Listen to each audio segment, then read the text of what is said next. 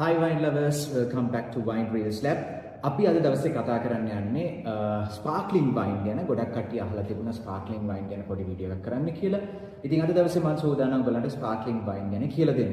Sparkling වයින් කියන්නේ මුලින්ම carbon dioxide significant level එකක් සහිතව තියෙන වයින් එකක් හැටියට තමයි සඳහන් කරන්නේ. මේකේ bubbles තියෙනවා විශේෂත්වය.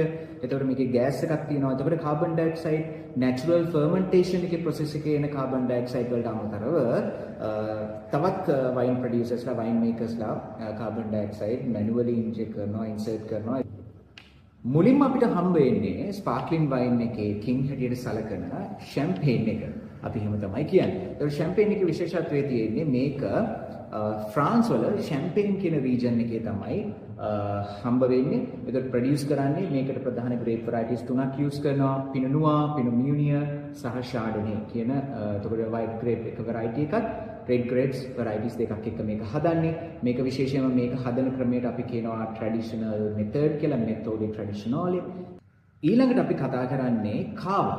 කාවා කියන්නේ ස්පැනිෂ් වල හදන ස්පාර්ක්ලින් වයින් එක. මේගොල්ලෝ ට්‍රැඩිෂනල් මෙතඩ් එකට තමයි කාවා එක ප්‍රොඩියුස් කරන්නේ. ඉතින් මකබියු, ශරලෝ සහ පරේඩා කියන ග්‍රේප් varieties තුන මේකට ඇඩ් වෙනවා. ඉතින් මේකත් ඔයගලන්ට ස්පාර්ක්ලින් වයින් කැටගරි එකට වැටෙනවා. ඊළඟට අපි යන්නේ ප්‍රොසෙකෝස් වලට. ප්‍රොසෙකෝ කියන්නේ ඉතලි වල කරන ස්පාර්ක්ලින් වයින් එකක්.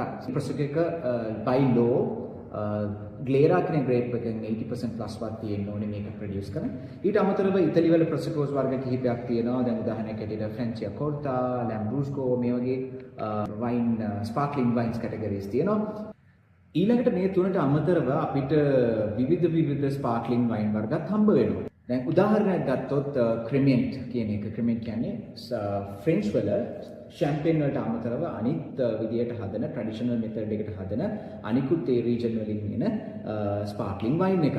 එතකොට ජර්මන් වල ස්පාර්ක්ලින් වයින් අපි හඳුන්වන්නේ සෙට් කියලා. SEKT.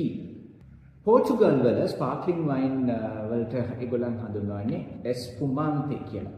ඊට පස්සේ ගොඩක් දෙනා කතා කරන සවුත් ඇෆ්‍රිකන් ස්පාර්ක්ලින් වයින් ඒගොල්ලන්ත් මතක තියාගන්න ඕනේ ට්‍රැඩිෂනල් මෙතඩ් එකට තමයි ස්පාර්ක්ලින් වයින් හදන්නේ. මේකට අපි කියනවා කැප් ක්ලාසිකේ. කැප් ක්ලාසිකේ කියලා තමයි සඳහන් කරන්නේ. ෂෙනින් බ්ලොන්, එතකොට පිනො මිනියර්, පිනො නුවා මේ වගේ දේවල් යූස් කරලා තමයි ඒගොල්ලන් කැප් ක්ලාසිකේ එක හදන්නේ.